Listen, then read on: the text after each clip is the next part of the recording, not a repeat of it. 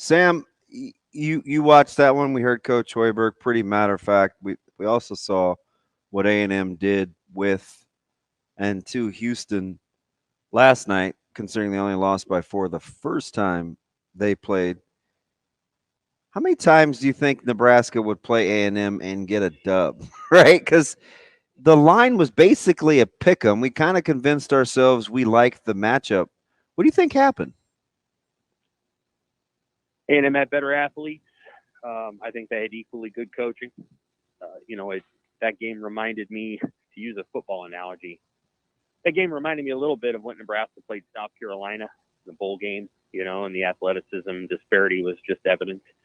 Also reminded me of when they played Clemson, right, that one year in the bowl game. But Nebraska won that game because they had a better quarterback and probably better coaching at that time. And so, I think Nebraska ran up against a team that was equally well coached and then just had, superior athletes and then made shots. I mean, if A&M makes shots, they're a much better team than their record, and they made them against Nebraska. They didn't make a ton, actually, against Houston, but Houston, kind of let them back in right at the end. I think Nebraska played fairly well. The first, whatever you want to call it, 12 minutes of that game were just thrilling, Teams trading baskets. You knew that couldn't keep up. Yep. And so Nebraska needed to be up by about 10 after the first 12 minutes, the way Nebraska was making shots, and they weren't. Mm-hmm.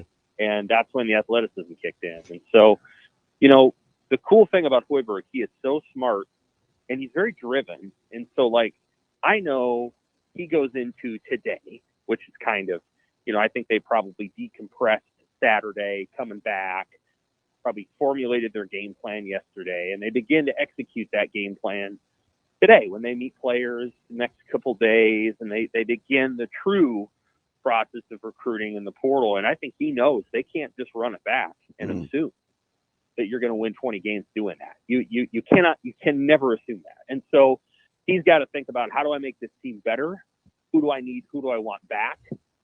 Who looks like they might leave? And how can I improve the program? And all those questions, to be honest with you, are answered over the next month. This isn't going to be something that's resolved in October. You do it right now with your roster. Sam, where are the areas you would like to see them upgrade talent the most on this roster?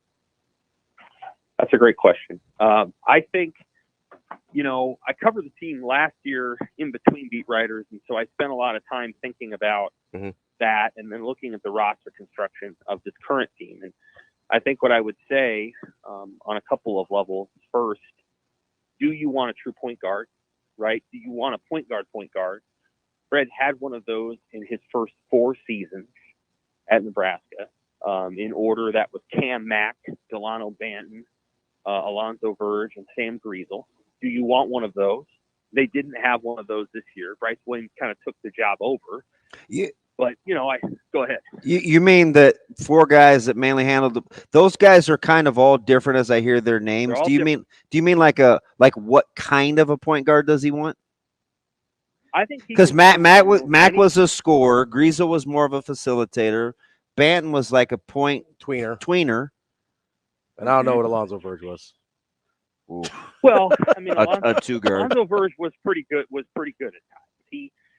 I'm going to say that even though Verge was an issue at times with that team, the larger issue is that you had to give 25% of your possessions to a player that basically stood on the wing. Very good player, but basically just stood out there and took the ball and isolated all the time. And so, but that doesn't matter now. Do they want a guy that's the primary ball handler so that Bryce Williams returns to a wing role?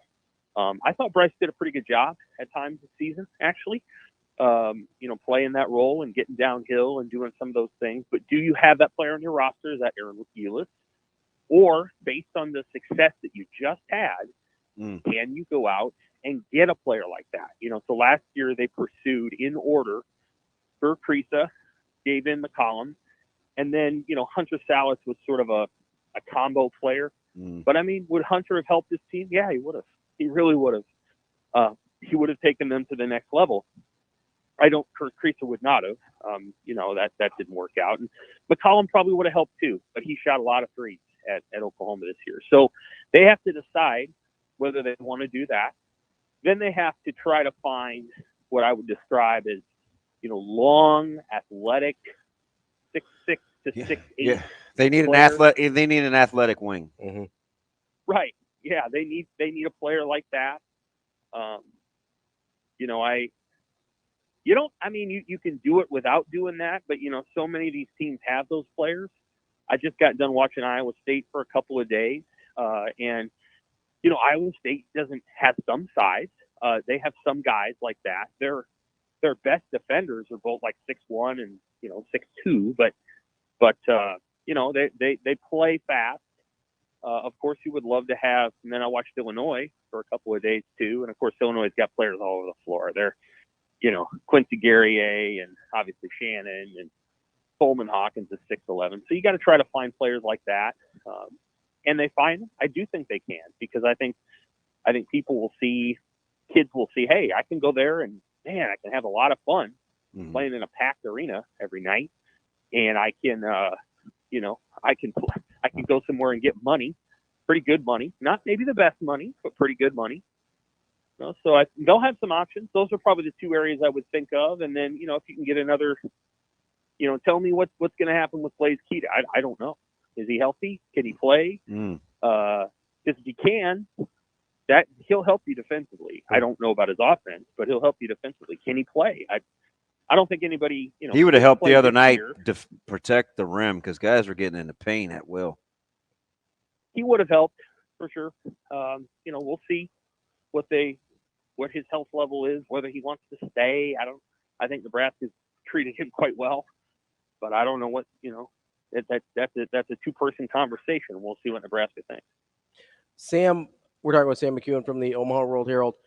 How much do you think this team looks differently when you don't have the Keisei Tominaga piece as part of the mix? Because whether for good or for bad, the team did kind of have to create itself around his game a little bit. How much different do you think that looks moving forward? Well, it looks a little different. Keisei was a terrific three-point shooter, and he could also get to the rim. And so, you couldn't just take him away and then have him not burn you. He could still burn you if he could get into the lane. He had a mid-range game. I thought Keisei was a really nice player for Nebraska. So it changes. Certainly, you got to find somebody that can replicate some of those things. Now, we're not talking about his defense. So obviously, his defense was not his strength. I do think he got better there, but I think his defense wasn't his strength. And so, you've got to, can you find a defender that's better? Can you play a defender that's better? Does Jamarcus Lawrence become a starter again? Is Jamarcus Lawrence, more comfortable in the backup role? There's lots of different things to consider. What I would say is that, again, you just can't stand pat. Every Big Ten team will go to school on Nebraska if Nebraska stands pat. They will have different plans and different strategies for next season, and so you can't just stay static. You have to get better. Tim Miles stayed static after his NCAA tournament team. They didn't do much to change that team, if people might recall. Petaway and Shields and Pitchford, and I know there were other extenuating circumstances there, and I don't want to go down a rabbit hole, but the reality is they didn't get much better. And they couldn't as easily get better because the portal wasn't what it is now. Now you have to change every single year. And so Nebraska's going to have to – Illinois did not stand pat, for example. They went out and got Quincy Guerrier, and he's an important piece for them.